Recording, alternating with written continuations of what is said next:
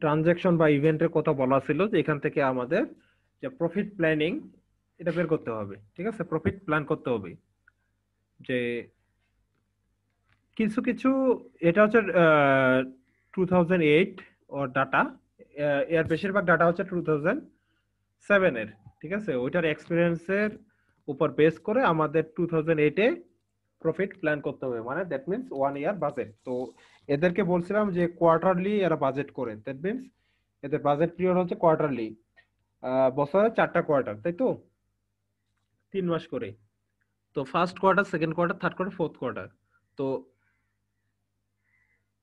এদের কতগুলি প্রভিশন আছে, যেমন পারচেস, এদের র মেটেরিয়াল একটাই, গতকালকে যেটা বললাম যে শুধুমাত্র হাই ফ্রুক্টোজ সুগার, এই র মেটেরিয়াল এরা পারচেস করে যে 50% ওই কোয়ার্টারে দেয়, আর বাকি 50% ফলোইং কোয়ার্টার মানে পরের কোয়ার্টারে পেইড করে। ঠিক আছে, তো তেমনি যে সেলস যেগুলো হয়, এই সেলস হয় কি ক্রেডিটে, অন ক্রেডিট বাকিতে। তো এর মধ্যে 70% ডিউরিং কোয়ার্টারে উঠে যায়, কিন্তু বাকি 30% পরের কোয়ার্টারে কালেকশন হয়। ঠিক আছে, তো এদের আবার লেবার আছে, কি বলা হয় যে ডিরেক্ট লেবার। এটা ডিরেক্ট লেবারের একটা রেট আছে ওয়েজেস, যে $15 পার আওয়ার। দেন তোমাদের র মেটেরিয়াল কি পরিমাণ লাগে তার রেট। ঠিক আছে, তেমন তারপর ইনভেন্টরিজ, বিগিনিং ইনভেন্টরিজ গুলো দেওয়া আছে, এন্ডিং ইনভেন্টরিজ এর জন্য একটা পার্সেন্টেজ বলা আছে, যে পরবর্তী পিরিয়ডের একটা সার্টেন অ্যামাউন্ট অফ এই পিরিয়ডেই আমরা ইনভেন্টরি হিসেবে রাখে দিই বা প্রডিউস করি। ঠিক আছে, এটা র মেটেরিয়ালের ক্ষেত্রে একটা, আর একটা হচ্ছে ফাইনাল প্রোডাক্টের ক্ষেত্রে একটা। দুইটা ইনভেন্টরি এখানে খেয়াল করবা, একটা হচ্ছে 20%, সরি, 20%টা কি ফাইনাল প্রোডাক্ট, আর 10% হচ্ছে র মেটেরিয়াল। দেখো এখানে আছে, এটা পড়লে বুঝতে পারবা। দেন হচ্ছে আরো কতগুলা ডিফারেন্সিয়েশন দেয়া আছে, প্রপার্টি ট্যাক্স, ইন্স্যুরেন্স, এগুলোর কথা বলা আছে। ঠিক আছে, এবং আরো কতগুলো ব্যাপার বলা আছে, যে ম্যানেজমেন্ট এর ক্যাশ, বিগিনিং ক্যাশ ব্যালেন্স, তারপর হচ্ছে ম্যানেজমেন্ট এই বছর 2008 সালে কিছু ইকুইপমেন্ট পারচেজ করবে। ঠিক আছে, পারচেজ করবে কিছু ইকুইপমেন্ট। তারপর এই যে পারচেজ, এই পারচেজটা আবার একবারে করবে না, 4 কোয়ার্টারেই করবে। ঠিক আছে, 4 কোয়ার্টারে কি পরিমাণ এক্সপেন্ড হবে, তো ওটা বলে দেওয়া আছে যে কোন কোয়ার্টারে কেমন হবে। তারপর হচ্ছে ক্যাশ ডিভাইডেন্স। ক্যাশ ডিভাইডেন্স বুঝো, যে যদি কোনো কোম্পানি শেয়ার হোল্ডারের মাধ্যমে চলে, তাহলে শেয়ার হোল্ডারদের একটা পে করতে হয়। ঠিক আছে, এই পেটাকে বলা হয় ডিভাইডেন্ড। তো এই কি পরিমাণ দিবে তার একটা অ্যামাউন্ট দেওয়া আছে। তারপর হচ্ছে এখানে আরেক ধরনের ইয়ে বলা আছে, যে ক্যাশ ব্যালেন্স এত পার্সেন্ট, এটা বিগিনিং ইনভেন্টরিতে রাখতে তারা ইচ্ছুক। ঠিক আছে, বিগিনিং ইনভেন্টরিতে ক্যাশ ব্যালেন্স রাখতে হবে একটা। তারপর হচ্ছে কোম্পানি লোকাল একটা ব্যাংক থেকে যখন শর্ট, কি বলে, মানি শর্টেজ হয়, তখন লোকাল ব্যাংক থেকে বড় করে, ঠিক আছে, টাকা ধার করে বা লোন নেয়। তো এই লোন নেওয়ার একটা সিস্টেম আছে। লোন নেওয়ার সিস্টেমটা কি জানো, যে 10,000-এর ইনক্রিমেন্টে লোন নেওয়া যায়। 10,000 মানে তুমি 10,000-এর নিচে লোন নিতে পারবা না, বা 15,000 লোন নিতে পারবা না। নিলে তোমাকে 10,000, 20,000, 30,000, 40,000 ঠিক এইভাবে নিতে হবে। ঠিক আছে, রাউন্ড অফ। ঠিক আছে, ফ্র্যাকশন নেওয়া যাবে না, 10,000-এর ফ্র্যাকশনে লোন নেওয়া যাবে না, 10,000-এর রাউন্ড অফ। ঠিক আছে, 50,000 নিতে পারো, কিন্তু 45,000 নিতে পারবা না। তো এটা হচ্ছে ব্যাংকের নিয়ম। আর ব্যাংকের লোন হচ্ছে 1% পার মান্থ। এটা আমাদের এই ম্যাথমেটিক্যাল প্রবলেমটা সলভ করার জন্য ধরে নেওয়া হয়েছে যে 1% পার মান্থ সিম্পল ইন্টারেস্ট, ঠিক আছে, 1% পার মান্থ সিম্পল ইন্টারেস্ট, এবং কোম্পানি এই ইন্টারেস্টটা টোটালি পে করে হচ্ছে at the end of the year, বছরের একদম শেষে গিয়ে এই ইন্টারেস্টটা দেয়, ঠিক আছে। কোম্পানির আরেকটা নিয়ম হচ্ছে যে কোম্পানি একবারে তোমার এত টাকার বেশি লোন দিবে না, ঠিক আছে। কোম্পানির এখানে দুইটা নিয়ম আছে, যে ওদের নিয়ম হচ্ছে 1% সিম্পল ইন্টারেস্ট কোয়ার্টারলি 10,000-এর গুণিতক আকারে তারা লোন দিবে, এবং 250 লাখের বেশি, মানে 2,50,000-এর বেশি তারা লোন দিবে না, ঠিক আছে। এবং আরো কিছু ইনফরমেশন দেয়া আছে এখানে। তো এটার উপর বেস করে এখন আমাদেরকে বলা হচ্ছে যে এটা প্রফিট প্ল্যান করো। তো প্রফিট প্ল্যান করার জন্য ফার্স্টলি যেটা আমি করছি সেটা হচ্ছে সেলস বাজেট, ঠিক আছে। তো সেলস বাজেট এখানে বলা হচ্ছিল যে তোমার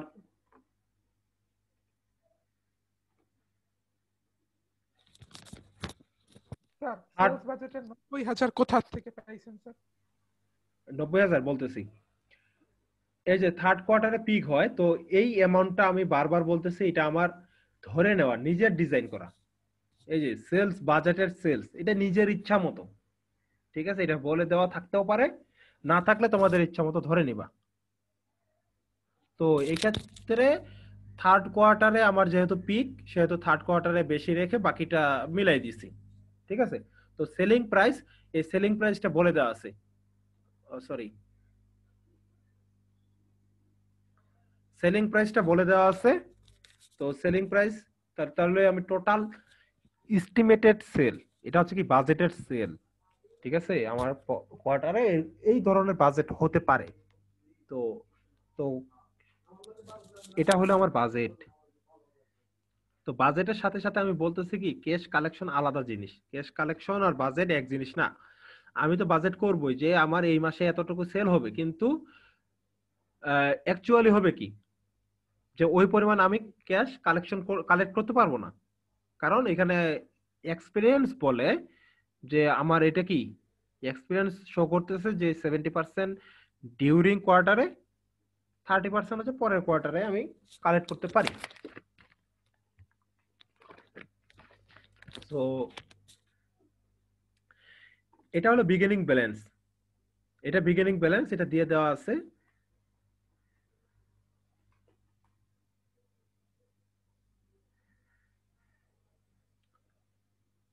এই যে দেখো,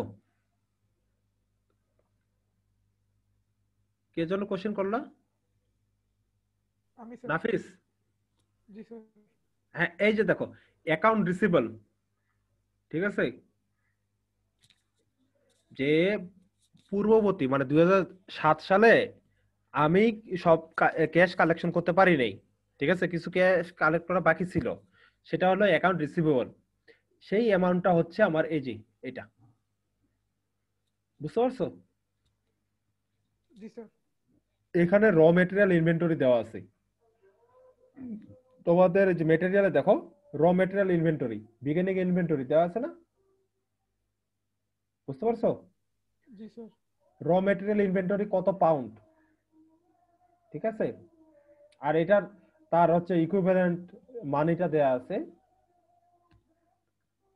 র মেটেরিয়ালের এটা যদি অ্যামাউন্ট হয় এবং তার পার পার পাউন্ডের প্রাইস যদি এটা হয়, দেখো ওইটাই হয়, তুমি গুণ করে দেখো, বুঝতে পারছো যে এত টাকা আমি পাবো। তারপর হচ্ছে ফিনিশড গুড ইনভেন্টরি, দেখো যে ফিনিশড গুড ইনভেন্টরি তোমার হচ্ছে এরপরেরটাতে পাবা, এই যে এখানে,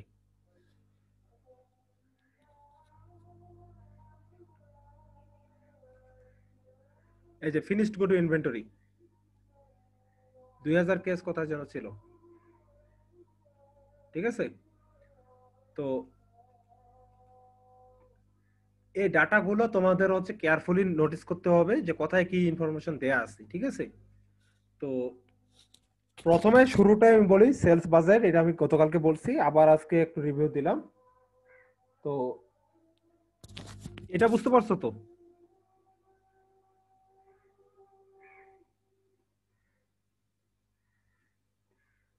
নাফিস? স্যার হ্যাঁ। আচ্ছা, এইখানে দেখো আরেকটা অ্যামাউন্ট আছে। এই অ্যামাউন্টটা কি জানো? এইটা হচ্ছে ফোর্থ কোয়ার্টার আছে না, ফোর্থ কোয়ার্টারের 70% এইটা, আর 30% হচ্ছে এটা। এই 30% আমি কখন পাবো? 2009 সালে। যেহেতু 2008 সালের বাজারে, এটা 2009 সালে কিন্তু এটা পাবো। 2009 সালে জানুয়ারি ফেব্রুয়ারিতে গিয়ে পাবো এই টাকাটা, ঠিক আছে? এটা কি 2008 সালের ডিসেম্বরেই পাবো, ঠিক আছে? তো ফোর্থ এইটা, কোয়ার্টারের 70%। হ্যাঁ, 2009 সালের এই বিগিনিং ব্যালেন্স হবে। যখন আমি 2009 সালে ইয়ে করতে যাব, তখন তার কি বিগিনিং ব্যালেন্স হবে এটা। বুঝতে পারছি স্যার।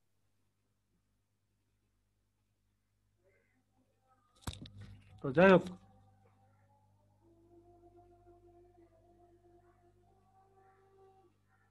তো এই সেলস এর উপর ডিপেন্ড করতেছে কি? প্রোডাকশন। কারণ সেলস কি, তুমি সেলস করবা কি? প্রোডাক্ট। তো এটা হচ্ছে ফাইনাল প্রোডাক্ট বা হোল ইউনিট, ঠিক আছে? তো প্রোডাকশনে এটা হচ্ছে কত ইউনিট প্রডিউস করতে হবে। এখন এখানে দেখো, আচ্ছা এটাকে স্প্লিট করে ফেলি।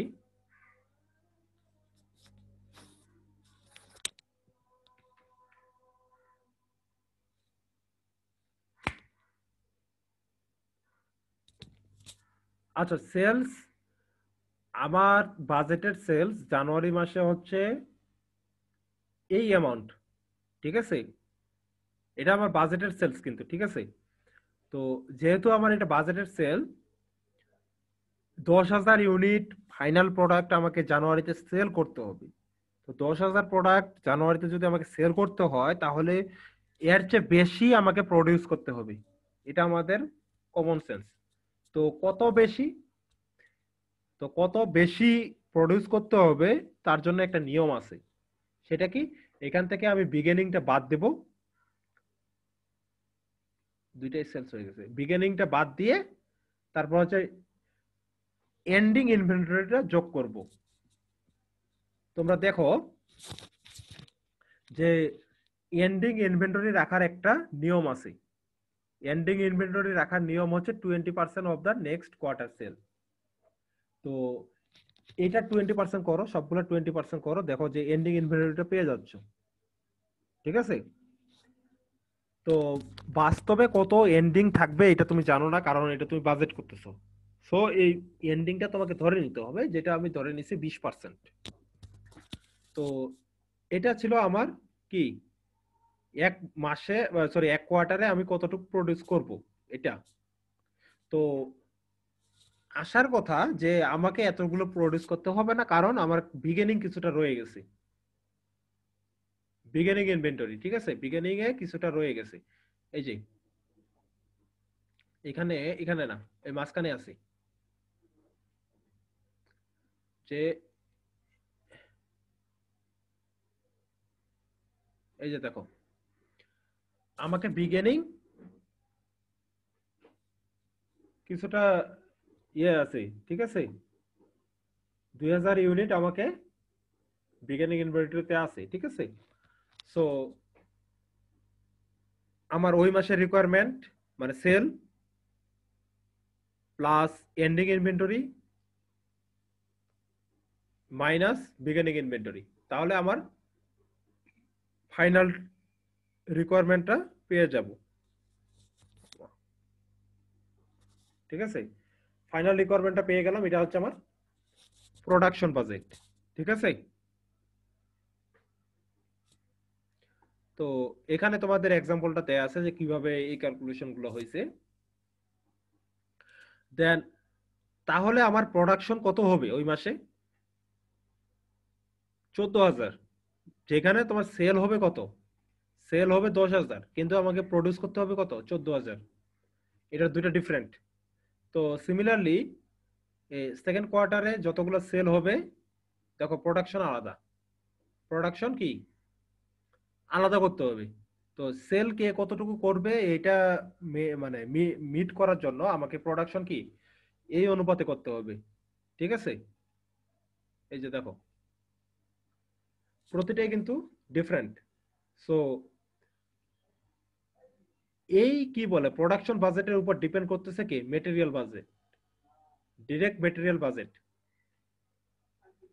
এরা কার উপর ডিপেন্ড করবে, প্রোডাকশনের উপর।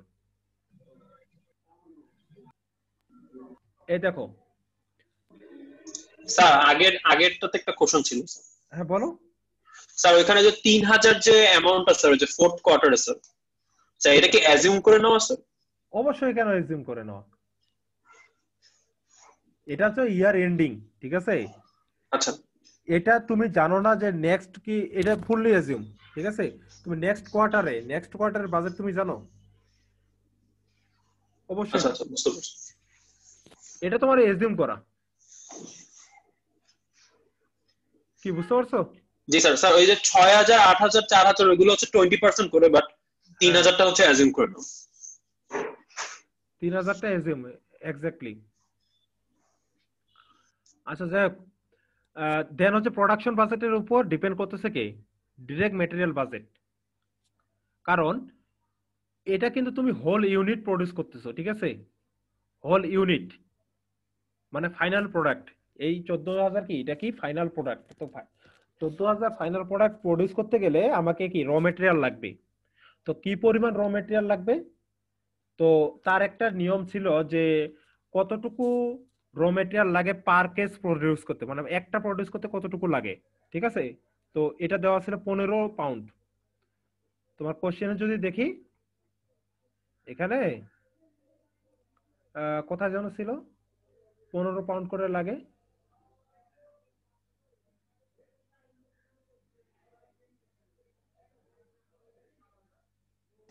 স্যার নিচের লাইনটা, a case of আচ্ছা হ্যাঁ, popsicles। আচ্ছা পপসিকল মানে আইসক্রিম, বুঝছো? এখানে দেখো খুব মজা, কুলফি আইসক্রিম ছিল, কুলফি আমাদের দেশে বলে কুলফি, এটা উন্নত বিশ্বে বলে পপসিকল। এই যে তারপরে রেটটা দেওয়া আছে। সো তোমাদের যেহেতু 14,000 কি রিকোয়ারমেন্ট, প্রোডাকশন রিকোয়ারমেন্ট হচ্ছে 14,000। তো সেহেতু আমি কি করতেছি যে মেটেরিয়ালের র মেটেরিয়ালের অ্যামাউন্টটা বের করে নিচ্ছি এখান থেকে, এই দুটো জাস্ট সিম্পলি গুণ, ঠিক আছে। তো এখানে আরেকটা ব্যাপার আছে যে ইনভেন্টরি রাখতে বলছে, দেখো এখানে বলতেছে কত 10%, ঠিক আছে। যেখানে বিগিনিং 10% ইনভেন্টরি রাখতে বলতেছে, এই যে দেখো এখানে 10%। আর বলতেছে কি যে বিগিনিং ইনভেন্টরি ছিল এটা, এই যে বিগিনিং ইনভেন্টরি।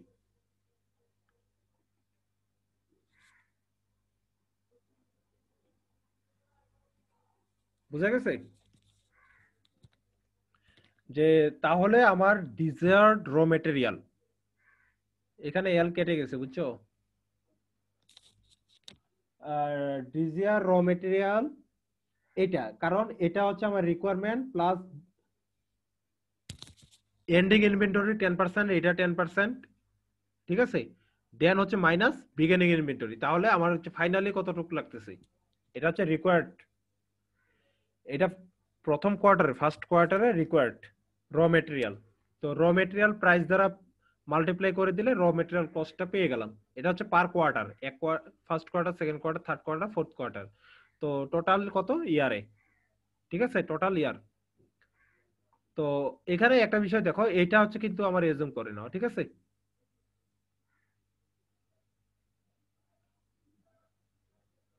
এটা কি এজুম করে নেওয়া, এটা কিন্তু কোনো কিছু আমি গুণ করতেছি না, ঠিক আছে। স্যার এই অ্যাজিউম করাটার স্যার রেঞ্জটা কিরকম হবে স্যার? যেমন 22,500, এটা কিভাবে ধরবো স্যার? এইটার উপর ডিপেন্ড করতেছে তোমার ইচ্ছা মতো। তুমি যদি নাও ধরো, জিরো ধরো, নো প্রবলেম, কারণ কোনো কিছু বলা নাই। বুঝো নাই? জি স্যার বুঝছি। হ্যাঁ। তো এখান থেকে ক্যাশ ট্রানজেকশন, এই ক্যাশ ডিসবার্সমেন্ট মানে হচ্ছে ট্রানজেকশন, বুঝছো? তো কি পরিমাণ ট্রানজেকশন হবে, তো কাকে কাকে টাকা দিতে হবে, তো টাকা দেওয়ার নিয়ম হচ্ছে 50% ডিউরিং আর 50% ইন দ্য ফলোইং। ঠিক আছে? তো ডিউরিং কোয়ার্টারে কত, এটা হচ্ছে আমার বিগিনিং ব্যালেন্স। বিগিনিং ব্যালেন্সটা মেবি এখানে আছে, raw material accounts payable beginning balance, এই যে এই অ্যামাউন্টটা। ঠিক আছে? র মেটেরিয়ালের জন্য অ্যাকাউন্টস পেয়েবল, বুঝতে পারছো? এই যে আমার বিগিনিং ব্যালেন্স, এই অ্যামাউন্টটা। দেন হচ্ছে ফার্স্ট কোয়ার্টারে পারচেসের জন্য কত লাগবে আমার, এই যে এইটার 50%, এটার 50%। ঠিক আছে? এই যে এইটার 50%। তো পার্সেন্টেজ চেঞ্জ করে দিলে অবশ্যই এটা চেঞ্জ হয়ে যাবে। দেন হচ্ছে এটার 50%। তাহলে টোটাল কত হচ্ছে, এটা আমাকে এই কোয়ার্টারে এই পরিমাণ ক্যাশ দিতে হবে। এটা অবশ্যই কি, এই যে আমাদের রিকোয়ারমেন্টের চেয়ে ডিফারেন্ট। ঠিক আছে? রিকোয়ারমেন্টের চেয়ে অবশ্যই এটা ডিফারেন্ট হইতে হবে, কারণ কিছু টাকা আমি পরের কোয়ার্টারে দেব এবং কিছু আগের কোয়ার্টারের টাকা শোধ করব। সো এটা ডিফারেন্ট অবশ্যই হবে। দেখো প্রত্যেকটা অ্যামাউন্টে ডিফারেন্ট। তাহলে ইয়ারে কত লাগতেছে, এটা হলো আমার র মেটেরিয়াল বাজেট। এ পর্যন্ত বুঝতে পারছো? স্যার 25,800 কই থেকে আসছে জানো স্যার? এই যেটা, এই অ্যামাউন্টটা দেখো। আচ্ছা আচ্ছা। ঠিক আছে? এই তিনটা সেটি আসলে হচ্ছে একটা আরেকটার সাথে মানে খুব বেশি রিলেটেড। ঠিক আছে? তারপর হচ্ছে এই প্রোডাকশনের সাথে আবার হচ্ছে লেবারের একটা সম্পর্ক আছে। সেলসের সাথে কি, সেলসের সাথে তোমার প্রোডাকশনের সাথে এটার।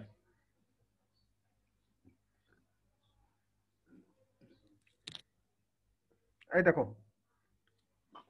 যে এই মাসে কত প্রোডাকশন করতে হবে, তোমার হচ্ছে বিগিনিং এন্ডিং বাদ দেওয়ার পর এটা হচ্ছে ফাইনালি কি প্রডিউস করতে হবে। তো এটাকে প্রডিউস করতে গেলে কি পরিমাণ মানে লেবার লাগবে, লেবার মানে হচ্ছে পরিশ্রম। ঠিক আছে?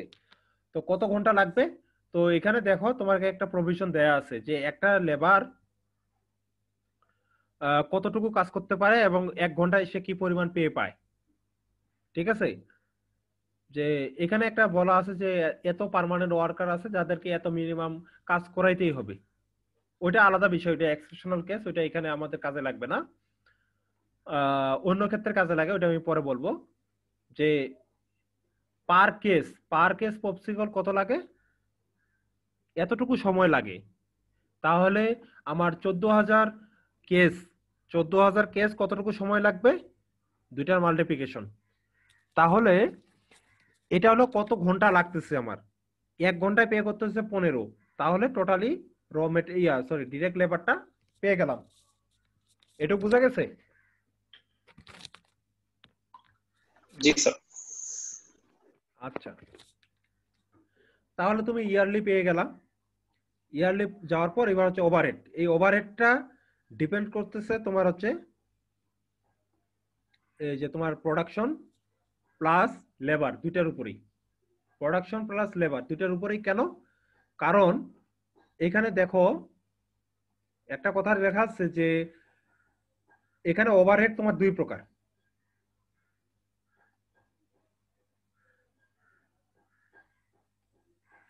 এখানে ওভারহেড দুই প্রকার, একটা হচ্ছে ফিক্সড আর একটা হচ্ছে ভেরিয়েবল। তো ফিক্সড ওভারহেড কি কি দেয়া আছে এবং ভেরিয়েবল কম্পোনেন্টের রেট দেয়া আছে। রেটটার কিসের বেসিসে, একটা বেস হচ্ছে লেবার আওয়ার। সো লেবার আওয়ারটা যেহেতু বেস, সেহেতু লেবারের ওই আওয়ারটা আমাকে কাজে লাগবে ওভারহেড মানে ক্যালকুলেশনের জন্য। ঠিক আছে? ওভারহেড ক্যালকুলেশনের জন্য আমার এটা লাগতেছে। তো এখানে দেখো যে ফিক্সড অ্যামাউন্টটা দেওয়া আছে, যে ফিক্সড অ্যামাউন্ট ওভারহেড এখানে ইয়ারলি দেওয়া আছে। যেহেতু এটা ফিক্সড, তো সেহেতু প্রতি মাসে বা প্রতি কোয়ার্টারে এটা কি ইকুয়ালি ডিস্ট্রিবিউটেড হবে। ঠিক আছে, এই ফিক্সড ওভারহেডের মধ্যে ইকুইপমেন্ট ডিপ্রিসিয়েশনটা থাকে। এখানে দেখো যে আমার ইকুইপমেন্টে একটা ডিপ্রিসিয়েশন আছে, যে অ্যানুয়াল ডিপ্রিসিয়েশন। ঠিক আছে, অ্যানুয়াল ডিপ্রিসিয়েশনটা আছে। তো এই ডিপ্রিসিয়েশনটা এই ফিক্সড অ্যামাউন্টের মধ্যে ক্যালকুলেশন করা। ঠিক আছে, এই যে ফিক্সড যে আমার ওইটার মধ্যে ক্যালকুলেশন করা আছে কাকে, ডিপ্রিসিয়েশনটাকে। সো এখানে ডিপ্রিসিয়েশনটা যখন আমি ফিক্সড একবার ক্যালকুলেশন করব, তখন এটা বাদ দিতে হয় কখন, যখন আমি ক্যাশ ট্রানজাকশন করব, ক্যাশ সাপ্লাই দেব। ঠিক আছে, ডিপ্রিসিয়েশন আমাদের কস্ট, ঠিক আছে, কিন্তু এটার জন্য আমাদের কোনো ক্যাশ সাপ্লাই লাগে না। ঠিক আছে, আমাদের যে অ্যাকাউন্ট সেকশন আছে, ওই অ্যাকাউন্ট সেকশন থেকে আমরা কিন্তু কোনো ক্যাশ নেই না ডিপ্রিসিয়েশনের জন্য, কিন্তু তার কস্ট এটা হিসাব করি। ঠিক আছে, দ্যাটস ওয়াই আমাদের ক্যালকুলেশনটা এরকম। তো এখানে যেটা বললাম যে আমার ভেরিয়েবল কম্পোনেন্টটা লাগবে, লেবার কত ঘন্টা কাজ করতেছে, কত ঘন্টা। ঠিক আছে, কত ঘন্টা, এবং এই ঘন্টাটা নিয়ে আসছি এখানে দেখো, ঘন্টাটা নিয়ে আসছি এবং তার রেট দ্বারা গুণ করছি, তাহলে ভেরিয়েবল কম্পোনেন্টটা পেয়ে গেলাম। ফিক্সড কম্পোনেন্ট যোগ করে দিছি। দেখো ভেরিয়েবল কম্পোনেন্ট হচ্ছে পার ডাইরেক্ট লেবার আওয়ার পার আওয়ারে, আর হচ্ছে ফিক্সড কম্পোনেন্ট কত, এইটাকে আমি 4 দ্বারা ভাগ করছি। ঠিক আছে, 4 দ্বারা ভাগ করে টোটাল অ্যামাউন্টটা ঠিক আছে। এটা পাইলাম আমার ওভারহেড কস্ট। এটা কি ওভারহেড কস্ট। তো এই ওভারহেড কস্টের এগেইনস্টে কি পরিমাণ আমাকে ক্যাশ সাপ্লাই দিতে হবে। যদি আমার এখানে ডিপ্রিসিয়েশন কথাটা বলা না থাকতো, শুধু ফ্যাক্টরি বিল্ডিং বা মেশিন ইকুইপমেন্ট, ঠিক আছে, এই কথাগুলো বলা থাকতো, শুধুমাত্র ফ্যাক্টরি বিল্ডিং কথাটা থাকতো, মেশিন ইকুইপমেন্টের কথাটা বলা না থাকতো, তাহলে কি হইতো, এই যে ডিপ্রিসিয়েশন আমি এখানে বাদ দিছি, এটা বাদ দিতাম না। মানে আমার মেশিন ইকুইপমেন্টের যদি ডিপ্রিসিয়েশন না থাকতো, তাহলে আমি এটা বাদ দিতাম না। এই টোটাল ম্যানুফ্যাকচারিং ওভারহেড এটাই হচ্ছে ক্যাশ ডিসবার্সমেন্ট। কিন্তু যেহেতু আমার এখানে বলা আছে ডিপ্রিসিয়েশন, সেহেতু আমি ক্যাশ ট্রানজাকশনের সময় এটা বাদ দিয়ে দিছি। ঠিক আছে, তো এখান থেকে আবার ওভারহেড রেট এটা পেয়ে গেলাম। কেন, আমরা জানি পিরিয়ড ডিটারমিনেট ওভারহেড রেট করতে, মানে ক্যালকুলেশন করতে গেলে আগে ইয়ার টোটাল ওভারহেডটা বের করতে হয়। ইয়ারের total overhead divided by total labour hour বা বেসমেন্ট। বুঝা গেছে? করা জিনিসটা আরেকবার বলেন তো। এটা আমি বলতেছি, আমাদের যখন চ্যাপ্টার 2 পড়ি আমরা, ওইখানে আমরা একটা জিনিস দেখছি, প্রি ডিটারমিনেট ওভারহেড রেট কেন ইউজ করা হয় জানো, মনে পড়ে? ভুলে গেছি।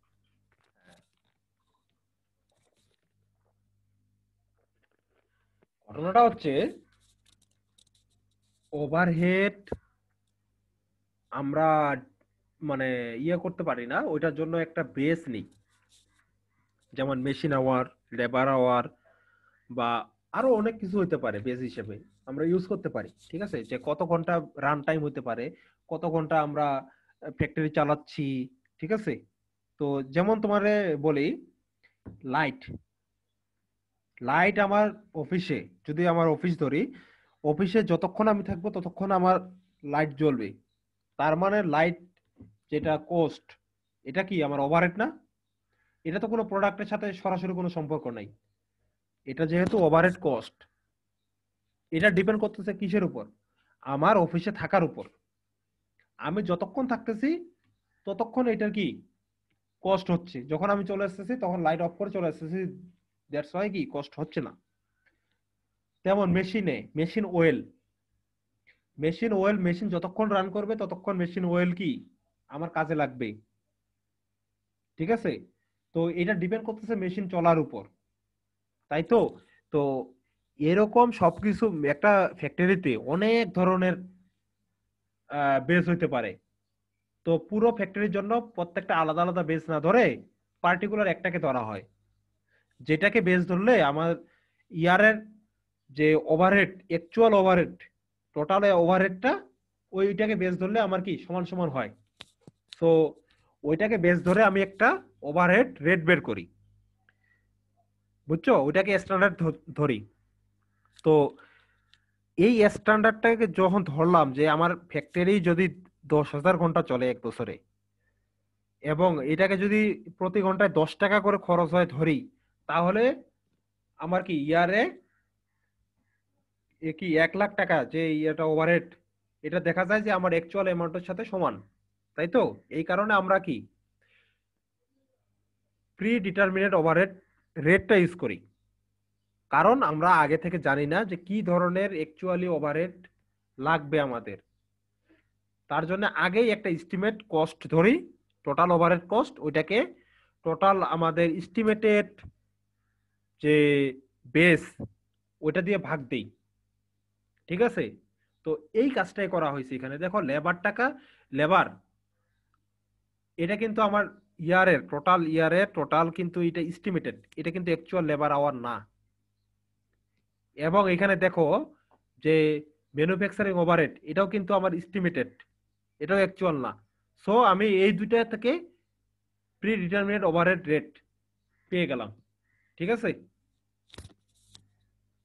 নাফিস বুঝছো? জি স্যার।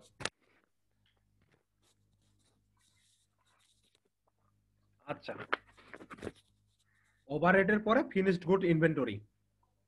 ফিনিশড গুড ইনভেন্টরিটা আর কিছুই না, আগে আগে যা পাইছি যে মেটেরিয়ালের ফিনিশড গুড ইনভেন্টরিতে যা ছিল, ঠিক আছে? দেখো ফিনিশড গুড ইনভেন্টরি এটা ইয়ারের জন্য না আমার, তাই কি না?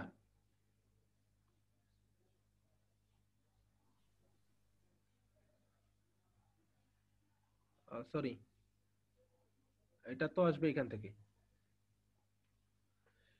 ফিনিশড গুড ইনভেন্টরি ওইটা তো র মেটেরিয়াল, ভুলে ইয়ে করছিলাম। তো ফিনিশড গুড কত থাকতেছে আমার নাফিস? এই যে দেখো ফিনিশড গুড, এটা আমার এস্টিমেটেড, ঠিক আছে? এটা আমার এস্টিমেটেড, আর এটা তো আমি পাইলাম আমার ডাটা থেকে। তো এটা আমি ধরে নিছি ফিনিশড গুড ইনভেন্টরিতে আমি এতগুলো রাখবো। তো ইউনিট কস্ট, এই ইউনিট কস্টটা আমি ক্যালকুলেশন করছি আসলে। তো কিভাবে ক্যালকুলেশন করছি, যে ডিরেক্ট মেটেরিয়াল আমার হচ্ছে পার ইউনিট কত কস্ট, 15 পাউন্ড। আচ্ছা 15 পাউন্ড লাগে এবং তার কস্ট হচ্ছে এটা। দেখো এটা হচ্ছে তা কি পার কেজে লাগে এবং হচ্ছে পার কেজের কস্ট। তাহলে পার কেজে কত খরচ হয় সেটা পাইলাম। ডিরেক্ট লেবারটা সেম, ডিরেক্ট লেবার পার কেসে আমার লেবার আওয়ার লাগে এত, এবং তার জন্য লেবারকে কি কস্ট দিতে হয় এটা, এই যে এটা ইনটু এটা, এটা ইনটু এটা, ঠিক আছে? দেন হচ্ছে ম্যানুফ্যাকচারিং ওভারহেড, ওভারহেড কত পাইছো তুমি? 10, ঠিক আছে? তো ওভারহেড কি পরিমাণ কস্ট হয়, ওভারহেড এটাকে ধরা হচ্ছে কার সমান, ওভারহেড যে কস্ট, এই যে 4 করে, ঠিক আছে? সরি, দেন হচ্ছে টোটাল, হুম, দেন হচ্ছে টোটাল ইউনিট প্রাইস, এটা হচ্ছে কি ইউনিট প্রোডাক্ট কস্ট, ঠিক আছে? Unit product cost. তাহলে এখান থেকে আমি টোটালটা পেয়ে যাব। এটা হচ্ছে ফিনিশড গুড, কোথায় ফাইনাল প্রোডাক্ট আমার হচ্ছে 3000 থাকতেছে ইনটু এই প্রোডাক্ট কস্ট। এটা হচ্ছে কি এন্ডিং ফিনিশড গুড ইনভেন্টরি।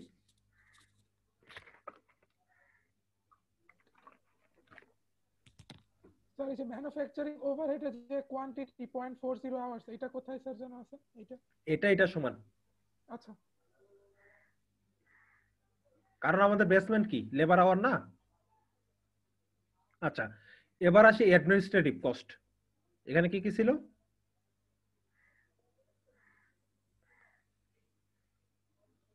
আর একটু ছোট করলে কি দেখা যাবে? বোঝা যাচ্ছে মনে হয়, একটু কষ্ট হইলেও। আচ্ছা দেখো, এই অ্যাডমিনিস্ট্রেটিভ কস্ট এটাও আবার দুই ভাগে ভাগ করা, একটা হলো ভেরিয়েবল কম্পোনেন্ট আর একটা হচ্ছে ফিক্সড কম্পোনেন্ট। তো দেখো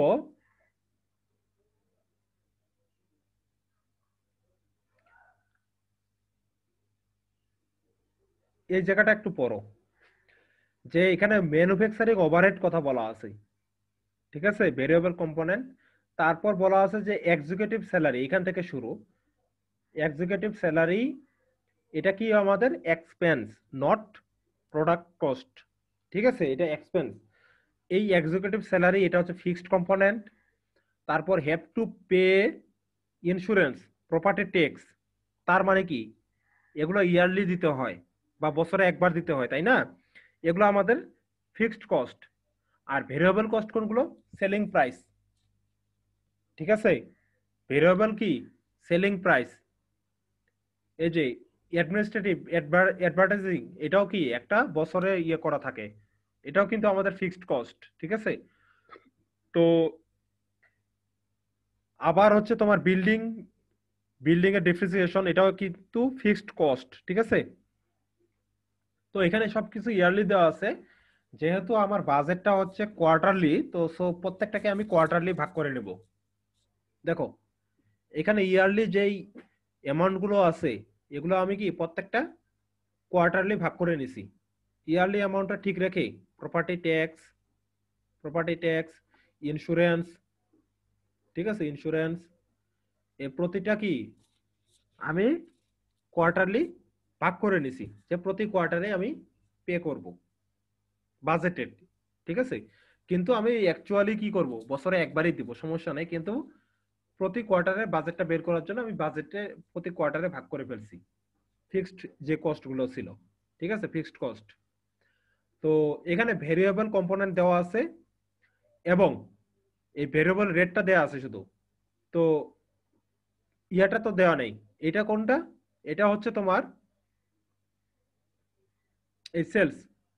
এই যে তুমি কত বাজেট করতেছো, ঠিক আছে, তোমার বাজেটেড সেলস, এটা হচ্ছে কি সেলস এর বাজেটেড সেলস, ঠিক আছে, 1G,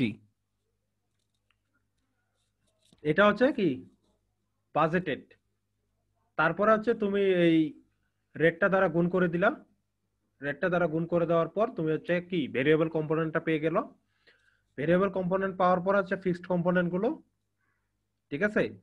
তো ফিক্সড কম্পোনেন্ট পাওয়ার পর এটা হচ্ছে কি এক্সপেন্স, এটা হচ্ছে অ্যাকচুয়াল এক্সপেন্স। তো অ্যাকচুয়াল এক্সপেন্স, সরি এটা তো ফিক্সড, এটা হচ্ছে আমার অ্যাকচুয়াল এক্সপেন্স। তো এই অ্যাকচুয়াল এক্সপেন্স হইলেও আমার ক্যাশ এটা কিন্তু দিতে হবে না, ক্যাশ দিতে হবে কি ডিপ্রিসিয়েশনটা বাদে, এই যে ডিপ্রিসিয়েশন বাদ দিছি, ঠিক আছে, ডিপ্রিসিয়েশনটা বাদ দিছি। ডিপ্রিসিয়েশনটা একবার যোগ করছি কখন, এক্সপেন্স বা খরচটা বের করার জন্য, আর বাদ দিছি তোমার হচ্ছে অ্যাকচুয়াল ট্রানজাকশনটা বের করার জন্য, কি পরিমাণ ক্যাশ আমি ট্রানজাকশন করব, ঠিক আছে। তো এটা আবার ভুলে ফেলো না যে ডিপ্রিসিয়েশনকে একবার যোগ দেই আবার বাদ দেই, কেন যোগ দেই কেন বাদ দেই, হ্যাঁ আর করে বলো। একটু আরেকবার রিপিট করেন স্যার। আচ্ছা আমি বলতেছি ডিপ্রিসিয়েশনটা কখন যোগ দেই, আমার কস্ট বা এক্সপেন্স এটা বের করার জন্য, ঠিক আছে, প্রোডাক্ট কস্ট বের করতে হবে না, জি স্যার। ওইটা করার জন্য আমি ডিপ্রিসিয়েশনটা কাউন্ট করব। কিন্তু আমার অ্যাকাউন্ট ডিপার্টমেন্ট আছে না কোম্পানির, ওইখান থেকে কি আমি ওই ডিপ্রিসিয়েশনে এগেইনস্টে কোনো টাকা পয়সা নেব না। এই যে এই টাকাটা আমার অ্যাকাউন্ট ডিপার্টমেন্ট দিবে, আমার ফ্যাক্টরির অ্যাকাউন্টস যে সেকশনটা আছে এই টাকাটা আমার অ্যাকচুয়াল টাকা এটা, ঠিক আছে। আর এটা হচ্ছে কস্ট, এটা কস্ট, ঠিক আছে। আর এটা হচ্ছে ক্যাশ, ক্যাশ আর কস্ট দুইটা আলাদা জিনিস, বুঝাতে পারছি? জি স্যার বুঝছি। হ্যাঁ, এই ডিপ্রিসিয়েশন হচ্ছে নন ক্যাশ ফ্লো, ডিপ্রিসিয়েশনটার জন্য কোনো ক্যাশ ফ্লো করতে হয় না, এর জন্য ওইটাকে বাদ দিতে হয়, এটা কি নন ক্যাশ ফ্লো। আচ্ছা, এই সব ধরনের কি এক্সপেন্স পেয়ে গেলা। এবার আসে তোমার কি ক্যাশ বাজেট। এটা বুঝার আছে ভাই, এটা একটু মনোযোগ দাও।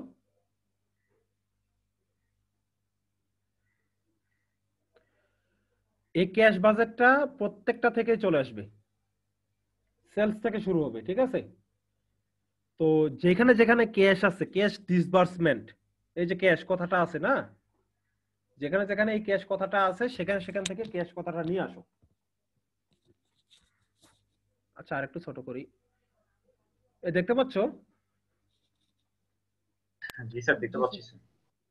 আচ্ছা শোনো, এই যে দেখো এখানে যেখানে যেখানে ক্যাশ আছে, ক্যাশ বিগিনিং, বিগিনিংটা কোথায় পাবো? ক্যাশ বিগিনিং ব্যালেন্স, ঠিক আছে? ক্যাশ বিগিনিং, তারপর হচ্ছে কোয়ার্টার, ফার্স্ট কোয়ার্টারে ক্যাশ বিগিনিং এটা ছিল। Receipt, collection from customer, customer কত দিবে আমাকে, এই যে, ঠিক আছে না? সেলস আমি বাজেট করছি, এই টাকাটা কোথায়? ফার্স্ট কোয়ার্টারেই তো পাবো, কালেকশন ফ্রম কাস্টমার। তাহলে টোটাল ক্যাশ অ্যাভেলেবল কি নাবিস, ঠিক আছে? ক্যালকুলেশন ঠিক আছে তো? জি স্যার, জি স্যার। হ্যাঁ, এখন হচ্ছে ডিসবার্সমেন্ট, এগুলো হচ্ছে আমার বাদ দিতে হবে, কারণ এই টাকাগুলো কি আমাকে দিয়ে দিতে হবে টোটাল। তো ডিরেক্ট মেটেরিয়ালের জন্য কত, ডিরেক্ট মেটেরিয়ালে যাই, ক্যাশ দিতে হচ্ছে না, ক্যাশ ডিসবার্সমেন্ট র মেটেরিয়ালের জন্য, ঠিক আছে না? এই যে টোটাল ক্যাশ ডিসবার্সমেন্ট, তাই না? ঠিক আছে কি না অ্যামাউন্টটা? জি স্যার। মিলাই মিলাই দেখো ভাই, নাহলে পরবর্তীতে তোমরা গুলাই ফেলবা, এই ক্যাশ বাজেটই থাকবে তোমাদের পরীক্ষায়,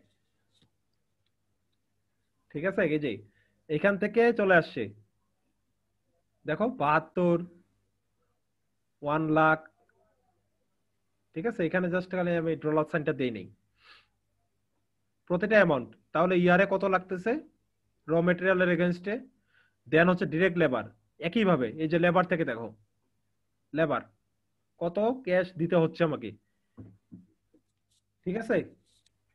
এই অ্যামাউন্টটা দেখো আর হচ্ছে এই অ্যামাউন্টটা দেখো, দুইটা সেম, ঠিক আছে? দেন হচ্ছে ম্যানুফ্যাকচারিং ওভারহেড,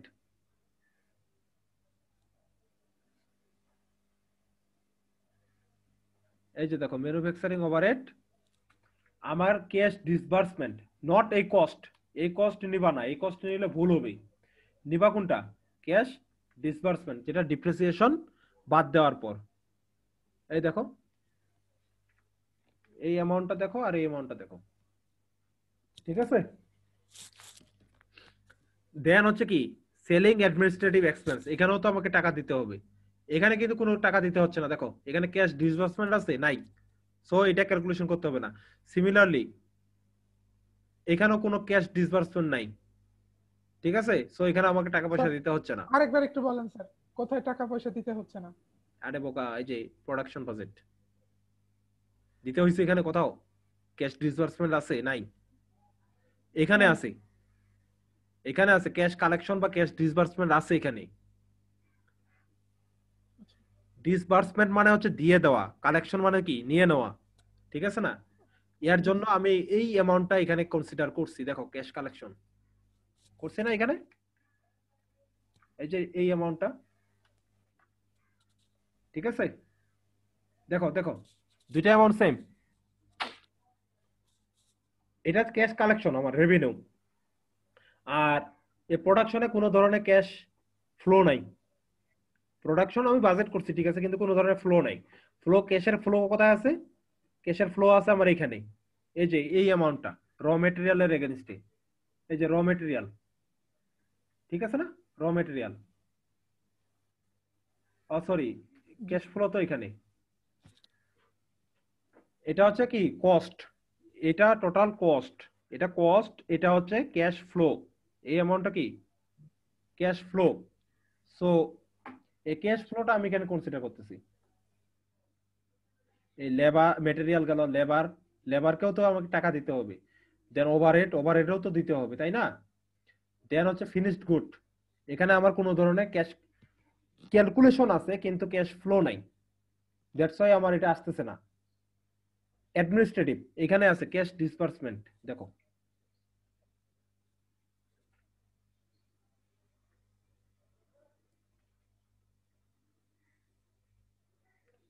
এটা একটু বড় তো তোমার দেখতে মনে কষ্ট হচ্ছে।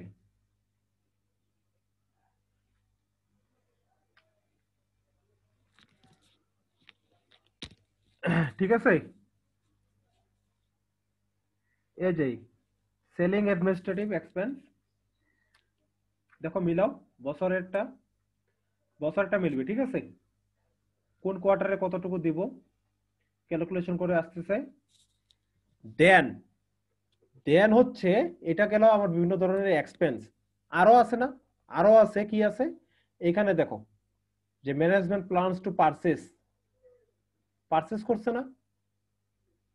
তো পারচেস কিভাবে করছে, যে ফার্স্ট কোয়ার্টারে এটা, এই যে ফার্স্ট কোয়ার্টারে নিলাম, সেকেন্ড কোয়ার্টার, দেখো সেকেন্ড কোয়ার্টার, তারপর থার্ড কোয়ার্টারে কত, ফোর্থ কোয়ার্টারে কত, সবকিছু নিয়ে আসলাম, ঠিক আছে?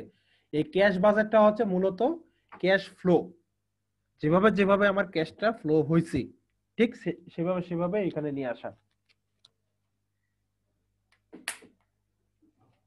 দেন হচ্ছে ইকুইপমেন্ট পারচেজ গেল, দেন হচ্ছে আর কাকে টাকা দিতে হবে, ডিভাইডেন্ট, ঠিক আছে? যে এদেরকে টাকা দিয়েই দিতে হবে।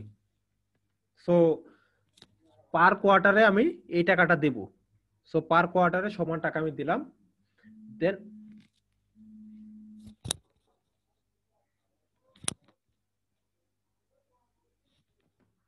দেখো যে টোটাল কত ক্যাশ আমাকে দিয়ে দিতে হচ্ছে, এই অ্যামাউন্টটা টোটাল ডিসবার্সমেন্ট, এটা কি টোটাল ডিসবার্সমেন্ট, এটা আমাকে দিয়ে দিতে হবে।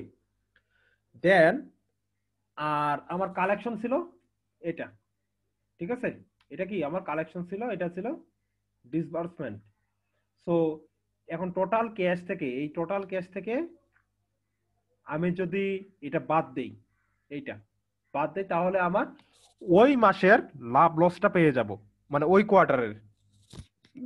এটা কি, এই যে টোটাল ক্যাশ অ্যাভেলেবেল থেকে টোটাল খরচ, এই দুটো আমি পেয়ে যাব, ঠিক আছে?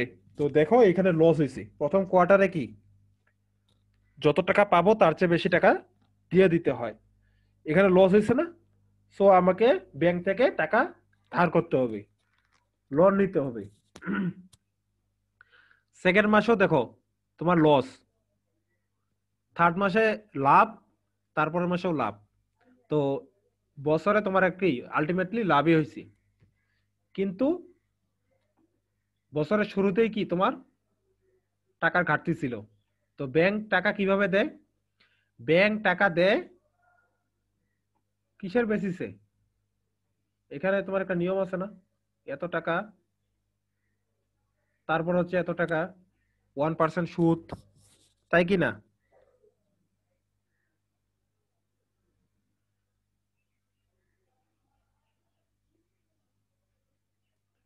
দেখো ব্যাংক, ঠিক আছে, এই যে বড় করছে 1,30,000।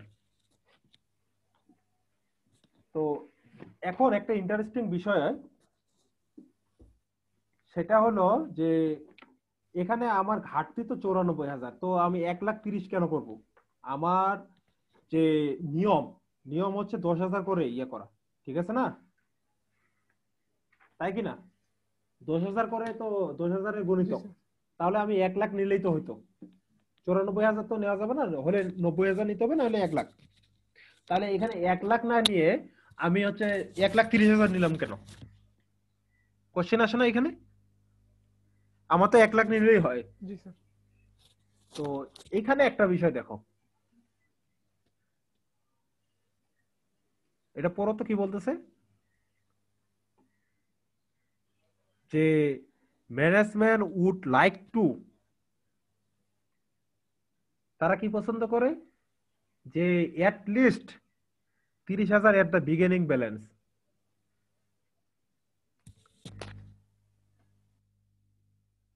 এই কথাটা বুঝতে পারছো? এই কথাটার অর্থ হচ্ছে যে ম্যানেজমেন্ট ফার্স্ট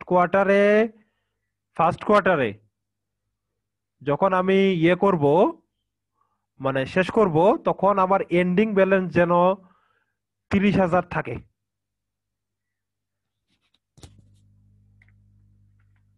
কথাটা বুঝতে কষ্ট হচ্ছে? এটা ম্যানেজমেন্ট পলিসি যে 30,000 টাকা আমার প্রথম কোয়ার্টারের শেষে থাকবে, জমা ক্যাশে জমা থাকবে। ঠিক আছে,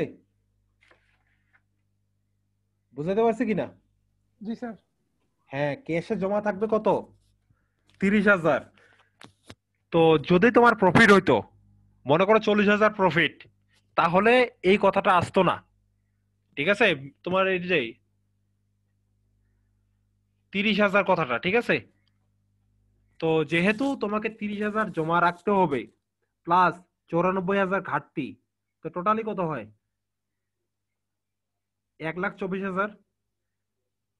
1,24,000 যেহেতু হয়, সেহেতু আমি 1,24,000 নিতে পারবো না, হয় আমাকে 1,20,000 নিতে হবে, না হলে 1,30,000। দ্যাটস ওয়াই আমি এখানে 30,000, 1,30,000 ধার করছি। তাহলে টোটাল ফাইন্যান্সিং কত? টোটাল ফাইন্যান্সিং কত আমার? যে আমার ক্যাশ কত থাকতেছে টোটালি, যে আমার নিয়ম হচ্ছে যে ফাইনালি কত থাকবে আমার? 30,000 আমাকে জমা রাখতে হবে। এন্ডিং ব্যালেন্স আমাকে কত রাখতে হবে? 30,000 জমা রাখতে হবে। প্লাস এখানে আমি ঘাটতি হলো 94,000, কিন্তু ব্যাংক থেকে ধার করছি মনে করো 1,00,000। 1,00,000 টাকাই তো ধার করতাম, তাহলে ওইখানে 6,000 থাকতো। যেহেতু আমাকে 30,000 বেশি রাখতে হবে, সেহেতু আমাকে টোটাল 36,000, তাই তো? আচ্ছা, পরের মাসে দেখি, পরের মাসেও ঘাটতি। পরের মাসে ঘাটতি প্লাস 30,000 টাকা আমার জমা, তাহলে কত? 72। ঠিক আছে, তো 72,000 টাকা আমাকে কি ব্যাংক থেকে নেওয়ার কথা।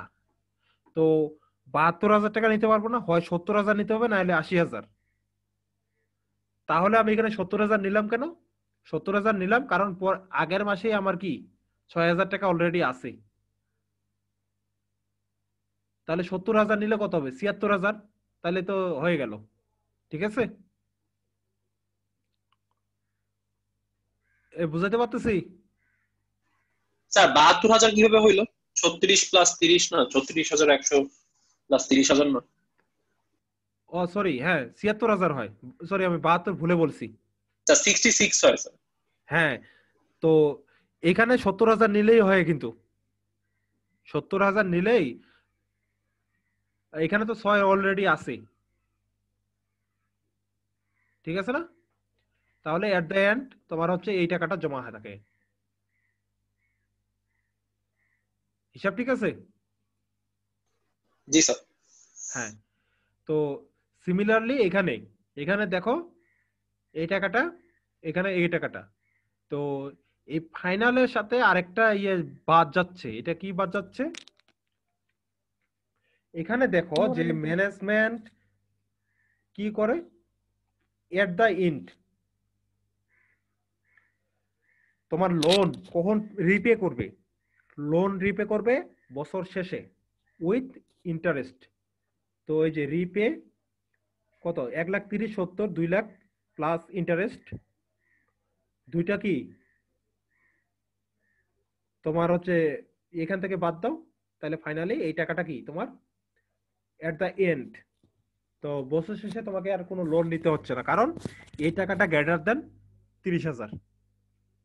ঠিক আছে, এইটা তোমার হচ্ছে পরবর্তী বছর চলে যাবে। এখানে যে ক্যাশ আছে না, দেখো আগের বছরও একই রকম তোমার হচ্ছে লাভ হয়েছিল। 2007 সালে একই রকম লাভ হয়েছিল, 2008 সালেও ওই যে কাছাকাছি হবে। এই ক্যাশ ব্যালেন্স বোঝা গেছে? এই বাজেট, ক্যাশ বাজেট। জি স্যার। এখানে যে ডাটাগুলো না, এগুলো সবগুলো হচ্ছে আগের যে আমরা ইয়াগুলো শীট বানাইছি, এখান থেকে সরাসরি চলে যাবে ক্যাশ ডিসবার্সমেন্ট, ঠিক আছে? এগুলি সব এগুলি, ঠিক আছে? তো স্যার ইন্টারেস্ট হিসাবটা কিভাবে আসছে কিসের 21,900? এটা এটা জি তো স্যার। তোমার এই যে 1%, 1% না। 1% তো স্যার 21,900 হয় না স্যার। এই তো মজার কথা বলছো। আচ্ছা, এখানে বলতেছে কি 1% পার মান্থ, তুমি তো বছরে না। আমাদের নরমাল ইন্টারেস্ট হিসাব হয় বছরে, কিন্তু আমরা এখানে সিম্পল ক্যালকুলেশনের জন্য পার মান্থ হিসাবটা করতেছি, ঠিক আছে? Per month simple interest, not compound. তুমি এই টাকাটা কবে নিছো? এই টাকা নিছো তুমি জানুয়ারিতে। এই টাকার জন্য তোমাকে 12 মাস সুদ দিতে হবে, 12 মাস। আর এই টাকা নিছো তুমি হচ্ছে কি মার্চ এপ্রিলে, এই টাকার জন্য তোমাকে 9 মাস সুদ দিতে হবে। তাহলে টোটাল কত হয় দেখো, তোমরা একটু নিজেরা ক্যালকুলেশন করো, আমি এখানে টোটাল সামটা বসাইছি। জি স্যার, বুঝছি স্যার। এখানে তুমি এই টাকার 12 মাস ইন্টারেস্ট দিচ্ছ, কিন্তু এই টাকা দিচ্ছ কত, 9 মাস। যদি এখানে আবার ধার করা লাগতো, এই টাকা দিতে কি 6 মাস ইন্টারেস্ট, তাই তো? তো দ্যাটস ওয়াই আমাকে এই টাকা ইন্টারেস্ট দিতে হচ্ছে। আর এখানে একটা জিনিস ধরে নেওয়া হয়েছে যে আমি মাসের শুরুতেই মানে কোয়ার্টারের শুরুতেই আমি টাকাটা লোন নেব। কোয়ার্টার তো 3 মাসের, কিন্তু আমি কোয়ার্টারের শুরুতেই লোন নেব। দ্যাটস ওয়াই আমার কাছে 12 মাস এবং 9 মাস, ঠিক আছে? বোঝানো গেছে ব্যাপারটা?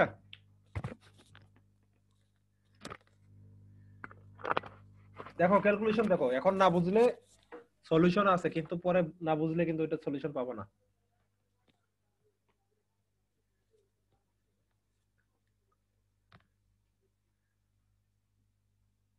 এই ক্যাশ বাজেট, এখান থেকে এবার আসতেছে ইনকাম স্টেটমেন্ট।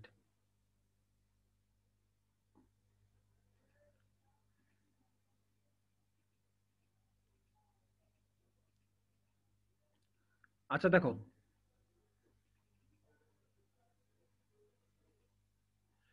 এই যে income statement, cost of good sold,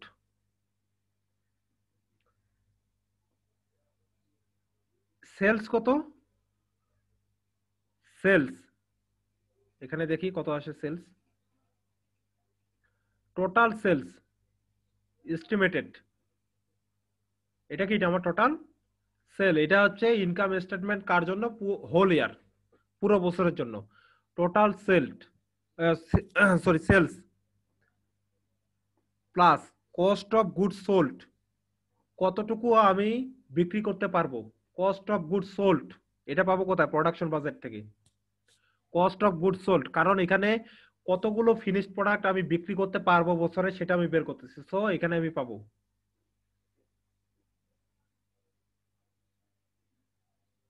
sorry,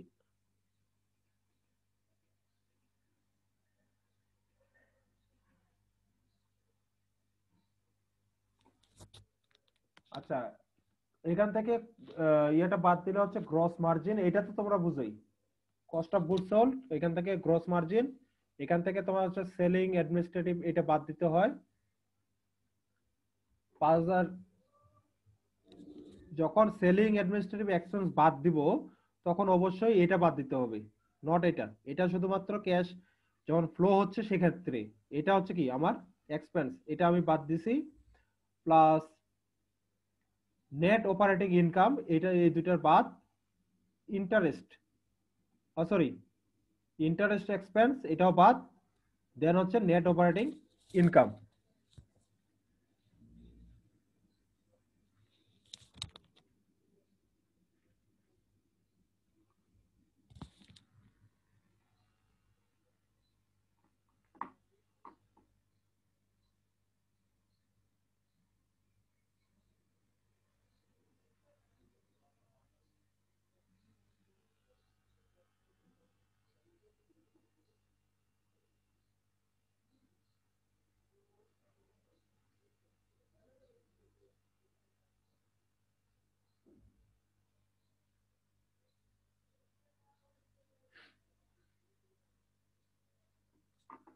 আচ্ছা, এখানে দেখো কস্ট অফ গুড সোল্ড, ঠিক আছে? তো এই কস্ট অফ গুড সোল্ড এটা পাইলো কিভাবে? 1,30,000 না কত, সরি 1,30,000 না কত,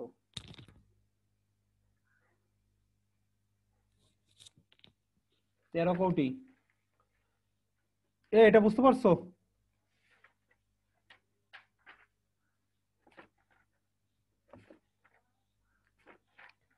ইনকাম স্টেটমেন্টে এই টাকাটা আসলো কোথা থেকে?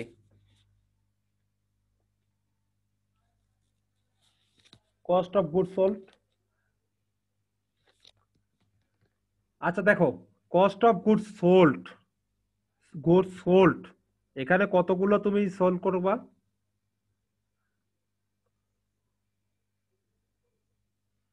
1,00,000 ইউনিট। আর তোমার পার ইয়েতে ইউনিট প্রাইস কত?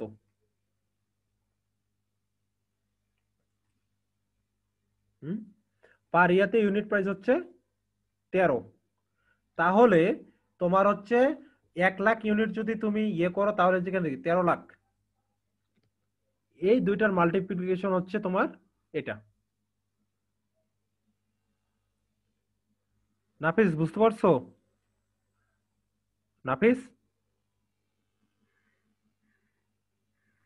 জি স্যার, এটা হচ্ছে তুমি 1,00,000 ইউনিট কি করবা? সেল করবা ইনটু কত? তোমার প্রডিউস করতে কত লাগে? এই যে দেখো, প্রডিউস করতে কত লাগে? 13 ইউনিট কস্ট। এটা কি? এটা হচ্ছে আমার sale, total sale, total sale. এটা হচ্ছে ইউনিট প্রোডাক্ট, ঠিক আছে? Times product cost.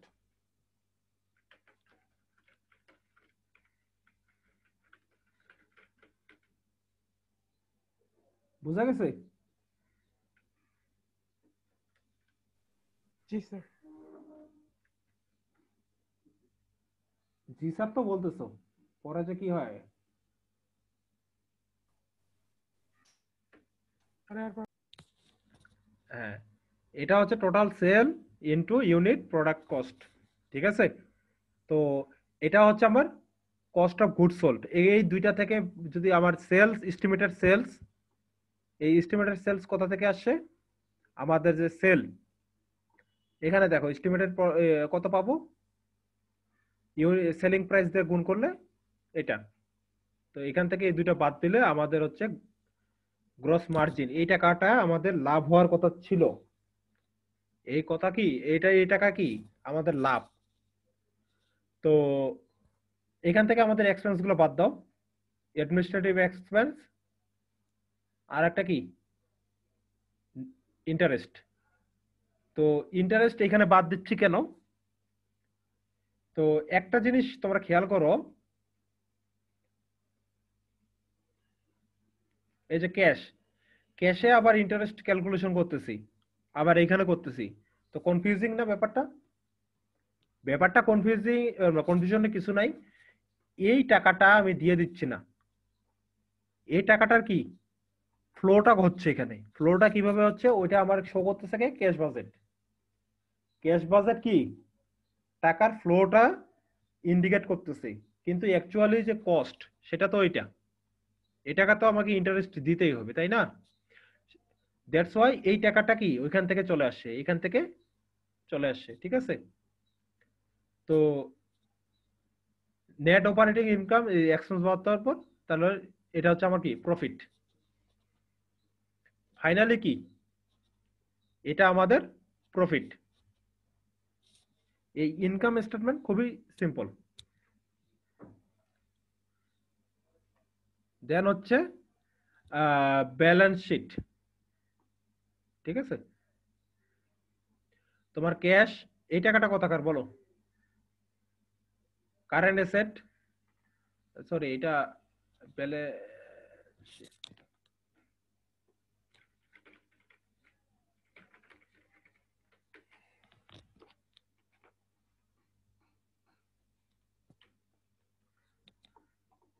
এই টাকাটা হচ্ছে কি, এই টাকাটা কোথায় আছে? ক্যাশ।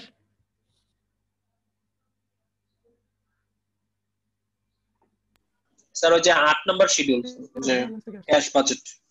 এই যেখান থেকে আসছে, ঠিক আছে। অ্যাকাউন্ট রিসিভেবল, এই টাকাটা কোথায় পাবো?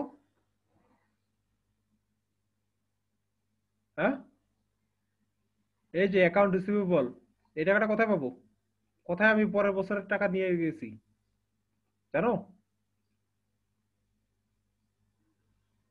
বছরের পরে পাবো না আমি টাকা, যে 70% 8% বাদ দিলাম। হুম,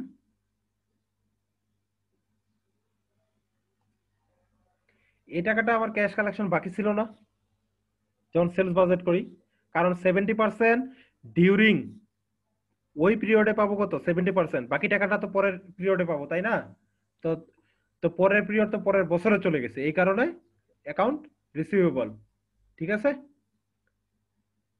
বুঝতে পারছি এটা? এই অ্যাকাউন্ট রিসিভেবল এটা আসবে সেলস থেকে, এই ক্যাশের টাকাটা আসবে ক্যাশ বাজেট থেকে। ঠিক আছে। Finished good inventory, finished good inventory কত? ফিনিশড গুড ইনভেন্টরি, এই যে ফিনিশড গুড ইনভেন্টরি। ঠিক আছে।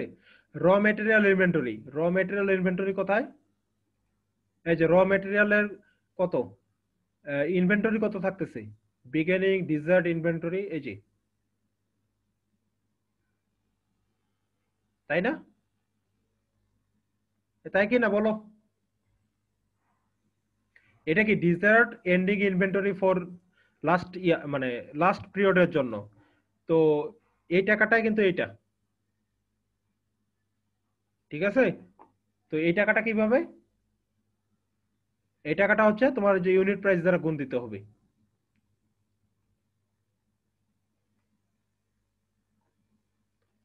এটা কি ইউনিট প্রাইস দ্বারা গুণ দিতে হবে। টাকাটা ইউনিট দিয়ে কোন দিব স্যার? আরেকবার হুম? স্যার, কোন টাকাটা ইউনিট প্রাইস দিয়ে কোন? আরে ভাই, তোমার ইউনিট প্রাইস কত এখানে? এই যে মেটেরিয়ালের ইউনিট প্রাইস, প্রোডাক্ট না তো, এটা তো ফাইনাল প্রোডাক্ট না, এটা তো মেটেরিয়াল।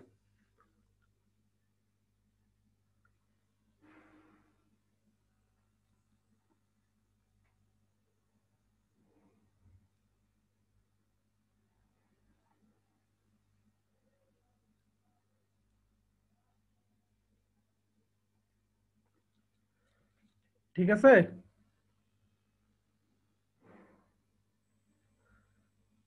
নাফিস, 4500 কই স্যার? বুঝতেছি না। বুঝো নাই ব্যাপারটা? আরে ভাই, এই যে এইটা, এই অ্যামাউন্টটা, ঠিক আছে, 2000 কত, 22,500 ইন্টু 0.2, 22,500 ইন্টু 0.2 দাও। কারণ র মেটেরিয়ালের পার কস্ট কত ছিল? 0.2 পার কেজি বা পার পাউন্ডে এটা কস্ট হইতো। আর আমার এখানে পরের বছর যাচ্ছে কতটুকু? এন্ডিং ইনভেন্টরি কত? 22,500। তো এইটাকে আমি তার মানে ইয়ার প্রাইস দিয়ে গুণ দিলেই তো হয়, 22,500 ইন্টু 0.2। ঠিক আছে, কোনো কনফিউশন? জি স্যার। হ্যাঁ, তাহলে কারেন্ট অ্যাসেটটা কত পেয়ে গেলাম। আর এই ইনফরমেশন গুলো হচ্ছে তোমার এখান থেকে যেগুলো ছিল ওগুলোই থাকবে, এগুলো তো কোনো পরিবর্তন নাই, শুধু ডিপ্রিসিয়েশনটা মাইনাস যাবে। এটা ছিল কত আগে? -292। তো এইবার টোটাল ডিপ্রিসিয়েশন আমার কত? টোটাল ডিপ্রিসিয়েশন আমি ক্যালকুলেশন করি। এই যে ম্যাটেরিয়াল তো এখানে না, ডিপ্রিসিয়েশন কোথায় কোথায় ছিল? ওভারহেড, এখানে একটা ডিপ্রিসিয়েশন ছিল দেখো, এখানে 40,000 ডিপ্রিসিয়েশন, আর একটা ছিল এখানে, এখানে ডিপ্রিসিয়েশন 60,000। তাহলে আমার বছরে কত ডিপ্রিসিয়েশন? টোটাল ডিপ্রিসিয়েশন, এটা হলো মেশিন ইকুইপমেন্টের ডিপ্রিসিয়েশন বছরে। এই যে দেখো, ডিপ্রিসিয়েশন টোটালি কত? 40,000 যোগ 60,000, 1 লাখ। আর আগের বছরে ডিপ্রিসিয়েশন ছিল 2,92,000, তাহলে টোটাল ডিপ্রিসিয়েশনটা হবে 3,92,000। বুঝতে পারছি?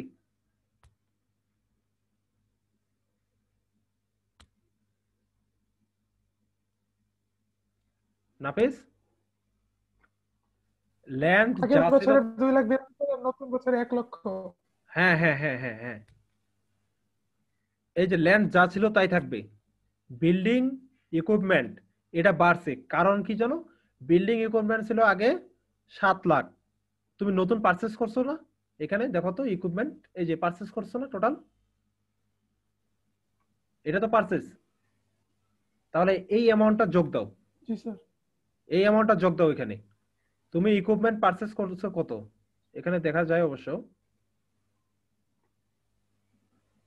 পারচেস কই, 1,30,000। তোমার নতুন পারচেস কত, 1,30,000। আর আগে থেকে ছিল পারচেস কত ছিল আগে, 7 লাখ, তাহলে 1,30,000 যোগ 7 লাখ, 8,30,000। হিসাব মিলছে? জি স্যার। হ্যাঁ, তাহলে টোটালটা কত, তাহলে টোটাল কত, এই তিনটা যোগ, এই দুটা যোগ, এই দুটা মাইনাস, তাই তো? তাহলে এইটা তোমার হচ্ছে এই বছরে তুমি ইনকাম করছো, আর এটা তো ছিলই আগে থেকে, তাই তো? এগুলো তো একদম ফিক্সড, এগুলো তো ফিক্সড, তাই না? আর এগুলো তো তুমি এই বছর নতুন করে পাইছো, তাহলে টোটাল এসেট কত, এই দুটো যোগ, এটা আর এটা দুটো যোগ। আচ্ছা, লায়াবিলিটিস গুলো কি, অ্যাকাউন্ট পেয়েবল, র মেটেরিয়ালে অ্যাকাউন্ট দিতে, মানে পে করতে হবে। র মেটেরিয়াল কোথায়? আচ্ছা, র মেটেরিয়ালে দেখো, তুমি 50% এই বছর পে করো, পরের বছর পরের পিরিয়ডে কত, 50%। তার মানে ডিসেম্বর 2008-এ তুমি 50% পে করছো, 50% কিন্তু রয়ে গেছে, ঠিক আছে? এই যে 50%, এটা কি পরের বছর তুমি পে করবা না? এটার 50% যেহেতু পরের বছর পে করবা, এই অ্যামাউন্টটা আর এই অ্যামাউন্টটা সেম। দেখো, র মেটেরিয়াল তোমাকে এটা পে করতে হবে। তারপর এগুলি হচ্ছে তোমার এখানে দেওয়া আছে, কমন স্টক, রিটেনিং আর্নিং, ঠিক আছে?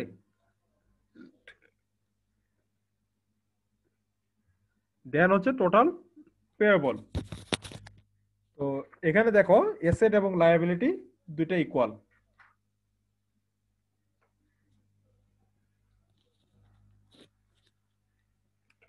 কি বুঝাতে পারছি? আর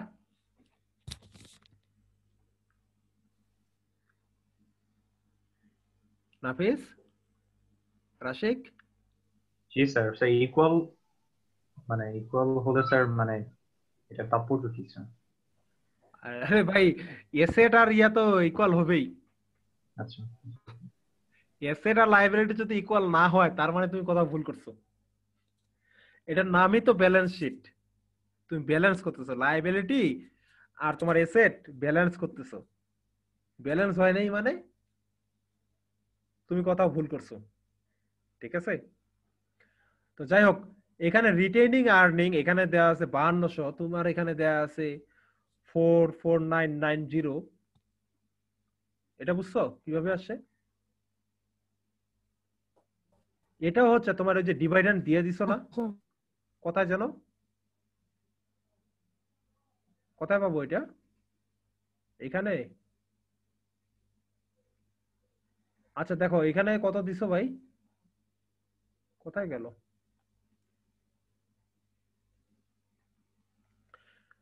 এই 32,000 যোগ করলে মেবি এটা হয়।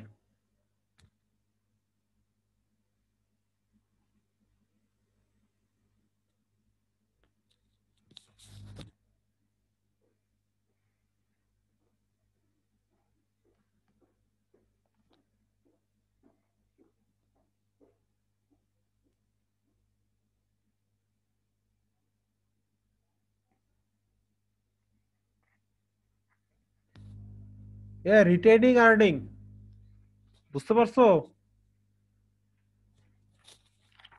রাশিদ? জি স্যার। কিভাবে বলো তো? না স্যার, আমি বললাম যে স্যার আমি রিটার্ন আর্নিং আমি দেখতে পাইতেছি, কিন্তু স্যার আমি বুঝিনি রিটার্ন আর্নিং। রিটেনিং আর্নিং, আমি তো ওটাই বলতেছি যে বুঝো নাই কেন। আচ্ছা, রিটেইন মানে কি? থাকা। আমি যা লাভ করছি তার কতটুকু থাকলো? তুমি যা লাভ করছো তার কতটুকু থাকবে, তাই না? তো তোমার নেট অপারেটিং ইনকাম কত? নেট অপারেটিং ইনকাম কোথায় আছে? এখানে। এটা কত নেট অপারেটিং ইনকাম? দেখো সংখ্যাটা তুমি ক্যালকুলেটরে নিয়ে নাও, লিখে নাও। নেট অপারেটিং ইনকাম এটা, দেন হচ্ছে তোমার আগের বছরের ব্যালেন্স কত, এই যে 44990 এই দুটো যোগ করো। এটা ছিল গত বছরের, তুমি নতুন বছরে পাইছো 102100, তাই তো? তো এখান থেকে বাদ দাও এই অ্যামাউন্টটা, ডিভাইডেন্ট। তুমি 44990 প্লাস এই বছরের ইনকাম মাইনাস ডিভিডেন্ড। কত হয়? জি স্যার, তো যেটা এখানে লেখা আছে ওইটা আসছে। মিলছে? জি স্যার। গুড। এখন কেউ আমাকে একজন ব্রিফ করো।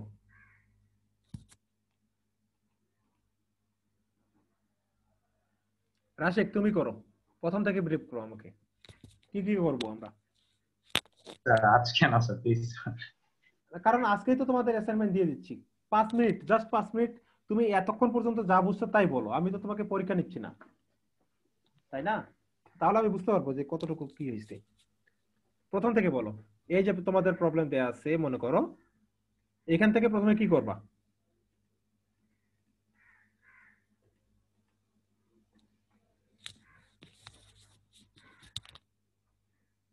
কি রাশেক? ভুলে গেছি। ক্যাশেরটা স্যার ভালো মনে আছে।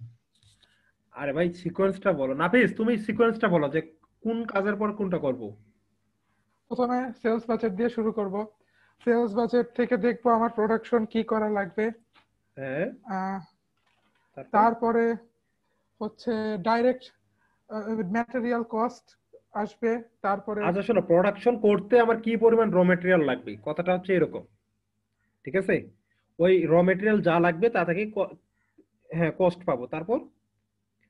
তারপরে হচ্ছে ডাইরেক্ট ম্যাটেরিয়ালের পর ডাইরেক্ট লেবার, হ্যাঁ তারপরে হচ্ছে ম্যানুফ্যাকচারিং ওভারহেড, হ্যাঁ, তারপরে ফিনিশড গুডস ইনভেন্টরি, হ্যাঁ সেলিং এন্ড অ্যাডমিনিস্ট্রেশন, হ্যাঁ তারপরে ক্যাশ ফ্লো ওইটা মনে হয়। হ্যাঁ হ্যাঁ, ক্যাশ বাজেট। হ্যাঁ আচ্ছা ক্যাশ বাজেট। হ্যাঁ, তারপর এগুলো মনে নাই। এরপরে তো ইনকাম স্টেটমেন্ট, সহজ জিনিস, শেষ। তারপর হচ্ছে ব্যালেন্স শিট। স্যার পরীক্ষায় কি এটা 30 মার্কের জন্য আসবে? পরীক্ষায় এটা 30 মার্কের জন্য আসবে না, এ পুরোটা আসে না, যে কোনো 2-3টা বাজেট আসে। স্যার আপনি যদি ইভেন ক্যাশ বাজেটও যে ওটাও যদি দেন স্যার, তাও তো স্যার আগে 7টা কাজ করানো। না, এটা ডিপেন্ড করে। তুমি ক্যাশ বাজেট করতে পারো, মানে তোমাকে বেসিক্যালি প্রথমে গুলো থাকে এই পর্যন্ত, বুঝতে পারছো? জি স্যার।